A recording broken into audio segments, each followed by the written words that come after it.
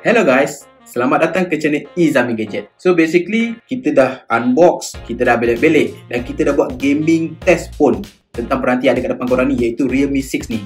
So hari ni, kali ni dalam video ini, aku nak buat full honest review tentang peranti mid-range yang orang boleh katakan hype jugalah pada awal 2020 ni.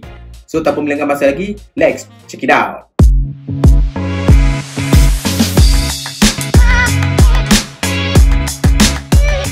So, video ni senang je. Aku akan pecahkan pada dua bahagian, iaitu pertama, aku akan cerita tentang apa benda yang best, yang aku rasa best, yang aku boleh katakan awesome tentang Realme 6 ni.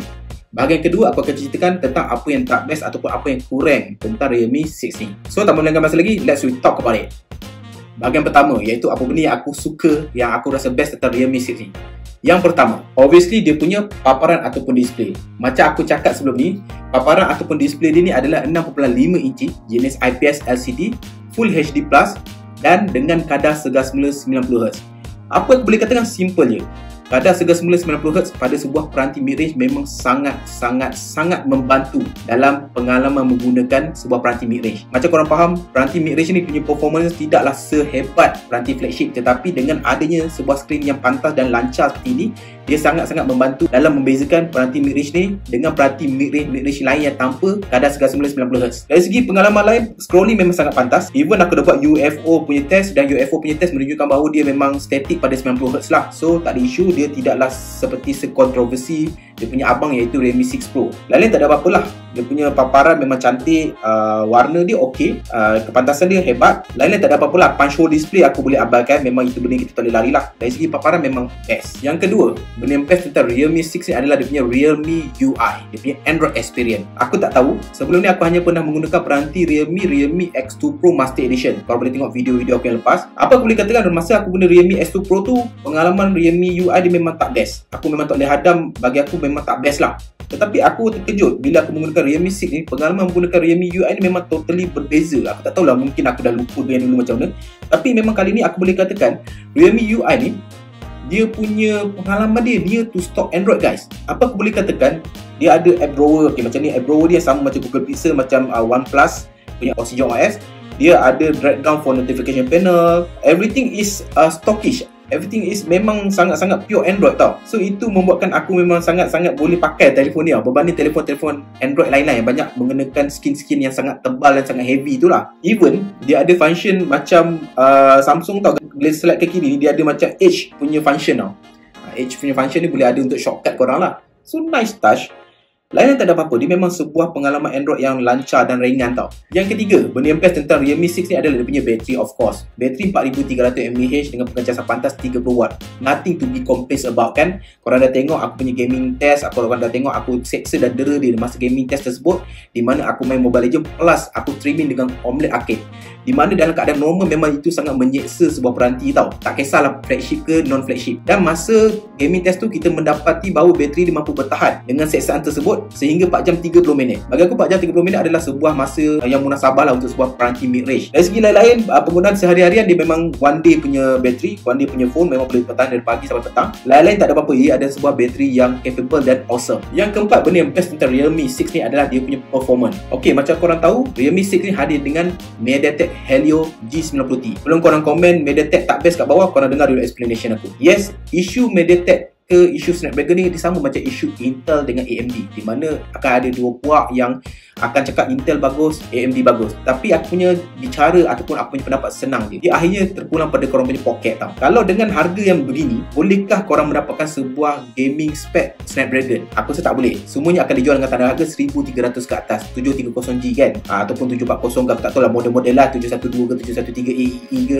Maknanya gaming punya mid-range punya Snapdragon semuanya berharga 1300 ke atas. Setakat pengetahuan aku lah. Kalau anda kata ada aku terlepas pandang, korang boleh letak di ruangan komen di bawah. Penggunaan sehari-harian tidak ada apa-apa isu lah. Aku boleh katakan apps semua boleh dibuka dengan lancar. Masa kau tengok apa gaming test pun, aku boleh katakan even bateri tinggal 4%, even phone dah overheating lah, kononnya masa tu dah 41 darjah Celsius, game PUBG masih boleh dimain dengan lancar guys. So far untuk permainan PUBG ni, walaupun bateri dia tinggal 2%, aku rasa permainan dia smooth lah, tak lag tau.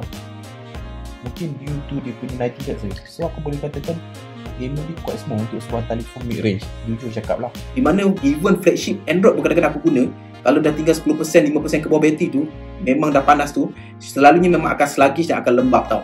Tapi berbeza, aku pelik apa yang terjadi dengan Realme 6 kali ni. So performance no issue buat ni. Seterusnya benda yang best tentang Realme 6 ni adalah dia punya kamera. So kamera ni kita tak cakap teknikal sangat lah. Apa yang aku boleh katakan, dia menawarkan penawaran kamera yang versatile.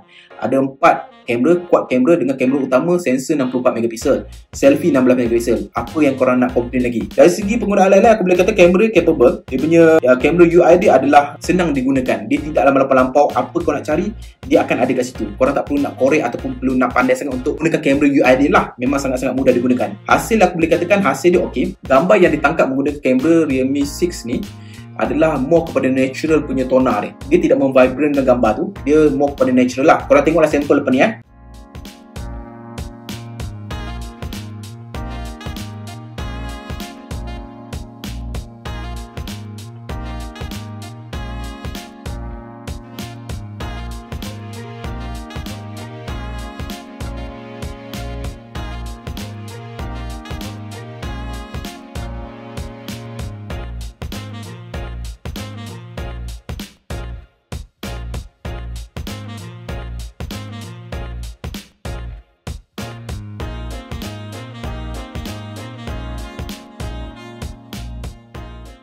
Yang keenam, benda yang best tentang Realme 6 ni adalah obviously dia punya harga babe. Harga official dia adalah RM999 Malaysia.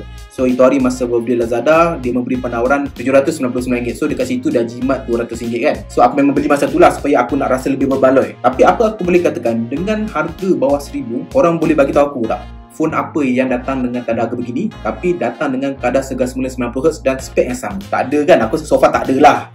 Dan apa aku boleh kata, ini adalah sebuah penawaran harga yang berbaloi untuk dimiliki lah untuk sebuah peranti mid-range Android. Lain-lain tak ada apa-apa, benda-benda kecil je. Contohnya macam fingerprint dia adalah munasabah. Sebab apa? Dia guna side mounted physical fingerprint. So apa yang aku boleh katakan untuk pengeluar-pengeluar Android yang lain, kalau anda kata korang nak buat mid-range punya telefon, aku boleh nasihatkan better guna physical punya fingerprint lah. Tak payahlah nak ngada-ngada buat industry fingerprint untuk mid-range phone. Sebab apa? Usually dengan cost dan harga yang terlibat, usually fingerprint display untuk mid-range phone adalah tidak semenggah mana pun. Even yang flagship pun macam S20 Ultra tu pun masih lagi aku rasa gagal dalam in-display fingerprint dia. Dari segi face unlock dia pun pantas okey, tak ada masalah apa-apa lah. Yang lain-lain benda-benda kecil je lah benda yang best tentang Realme 6 ni. So kita dah cakap pasal benda yang best. Now kita bercerita pula tentang apa benda yang tak best tentang Realme 6 ni pula. So yang pertama adalah tawaran spesifikasi. Yes, itu adalah benda yang paling besar lah aku punya kesalahan ataupun aku punya keluhan untuk Realme 6 ni. Dia sebuah telefon yang bagus, tetapi sayangnya setakat pengetahuan aku, setakat inilah spek yang ditawarkan untuk pasaran Malaysia hanyalah 4GB RAM dengan 128GB storage. Yes guys, 4GB RAM untuk tahun 2020. Sayang kan? Kalau anda kata dia boleh memberikan at least 6GB RAM, itu sudah memadai. Aku tak tahu kenapa dia tak bawa masuk variant 6GB RAM ataupun dia bawa masuk kemudian, aku tak tahulah. Tetapi so far yang aku tahu, non-pro version Realme 6 ni hanya masuk dengan 4GB RAM. Yang kedua, benda tak best pasal Realme 6 ni adalah dia punya performance. Yes, pada part pertama tadi, benda yang best aku cerita pasal performance dia mantap. Tapi of course ada benda yang tak mantapnya. Walaupun dia punya performance dia adalah mantap, tapi dia more kepada mantap sebab harga dia. Bila menggunakan sehari-hari, korang akan notice bahawa dia tak lag tau. Dia kurang lag lah, bukan tak lag.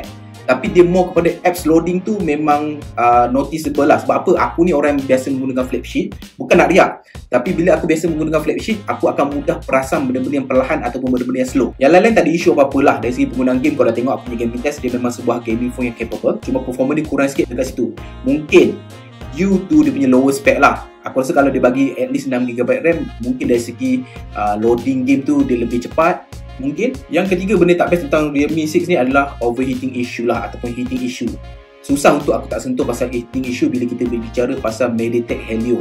Tak kisah model apalah, yang saya nak cerita MediaTek punya processor lah. Sebab apa? Masa dalam gaming test tu korang boleh tengok pada 20 minit pertama, korang perasan tak aku buat ukuran suhu tu daripada suhu asalnya 34 darjah Celsius tu, dia menaik kepada 38 dan 40 tu dalam kadar masa 10 ke 15 minit saja. Kau bayangkan overheating dia begitu pantas tau. Dan selepas tu dia maintain kat situ lah 41 darjah Celsius. Tetapi itu membuktikan bahawa dia punya processor cepat panas. Tapi lain-lain tak ada apa-apa masalah lah. Untuk long run, dia punya processor dia tak adalah sampai 46 darjah Celsius ke 50 darjah Celsius ke. Dia stop sampai 41. Kat ujung-ujung game tu dia dah mula turun pada 39 ke 38 tau. Tapi overheating issue tu ada. Yang keempat, benda yang tak best tentang Realme 6 ni, of course dia punya design lah. bukanlah tak best sangat, tak best sikit je, tapi still aku nak mention lah. Sebab apa? Kau nampak dia punya binaan depan ni, dia ada dagu bawah ni kan. Aku tak tahu, tapi aku punya logik akal mengatakan bahawa mana-mana mid-range phone boleh je diorang nak buat tanpa dagu macam ni. Tetapi mungkin purposely diorang buat supaya dia adalah mid-range. Kalau anda kata semua benda adalah perfect as flagship, orang tak beli kan. Flagship orang beli mid-range dah cukup. Mungkin itu salah satu sebab lah, tapi lain-lain tak ada apa-apa masalah. Cumanya dia punya binaan dia memang nampak macam kaca, tapi dia ada plastik. Dia punya body frame adalah plastik. So, walaupun nampak macam kaca, perasaan dia still akan rasa plastik. Itu yang aku punya komplain lah. Tapi lain-lain tak ada apa-apa lah. Mungkin untuk jadikan dia murah, dia terpaksa bagi plastik. Yang kelima, benda tak best tentang Realme 6 ni adalah of course dia punya audio.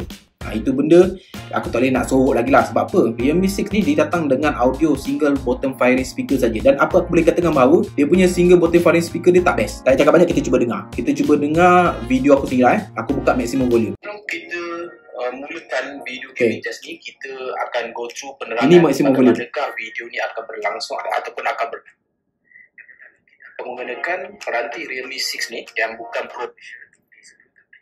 Spek dia kita recap balik. Yang pertama, dia menggunakan chip slow kan. Dia punya speaker dia mute tau. Tak penuh lah bunyi dia tu. Dan bunyi dia tu tak kuat. Itu salah satu komplain lah. Bila aku tengok YouTube memang kurang sikit lah. Mungkin aku biasa dengan dual stereo speaker, tetapi aku ada je dengar phone lain yang single bottom firing speaker, tapi ini antara yang tak begitu semenggah lah orang cakap. So sekian saja untuk video honest full review Realme 6 kali ni. So lain-lain aku tak ada kata apa. Bagi aku mudah saja.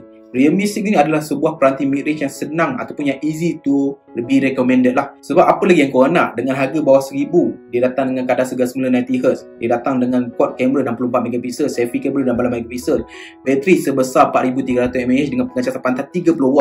Datang pula dengan gaming spec iaitu G90T. Cuma kurang dia dekat RAM je lah. Tapi lain-lain tak ada apa-apa masalah. Dia ada 3 slot dekat SIM card tray dia. Kau boleh pakai 2 SIM card dan 1 memory card dalam masa yang sama. Korang tak perlu memilih lagi lepas ni. Dia ada BQ audio. Dan yang paling utama, dia punya Android experience dia near to stock Android. So apa lagi yang nak kita harapkan? Ini adalah sebuah peranti mid-range yang easy to be recommended. Ada sikit-sikit benda yang kurang sikit lah. Especially korang akan mula tekankan pasal OVT issue G90T tu. Tapi apa kau boleh katakan bahawa dalam keadaan normal jarang kita seksa telefon kita begitu rupa kan. Usually kita akan guna seperti manusia normal lah. 60% kita akan guna untuk social media dan penggunaan calling, WhatsApp ke apa-apa. 30% kita akan gunakan untuk gaming saja. Dan selebihnya kita akan gunakan untuk benda-benda kecil je lah. Aku tak tahulah kalau korang kat luar memang guna phone tu daripada 100% sampai kosong memang main game je sepanjang masa. Mungkin kerjaya korang sebagai gamer lah ataupun pro gamer. Tetapi kalau korang pro gamer, aku rasa korang tak beli kot phone ni. Korang akan beli Asus ROG 2 ke, Blackshark 3 Pro ke kan. Mungkin itu pendapat aku, jangan kecam. Tapi lain-lain aku boleh katakan phone ni dia adalah sebuah phone yang mid-range yang mantap dengan sedikit kekurangan. Dia tak major sangat lah. Lain-lain tak ada apa-apa lah. So guys, sampai sini saja video kali ni. So untuk siapa yang baru di channel ni, korang boleh tekan butang subscribe di bawah untuk support aku.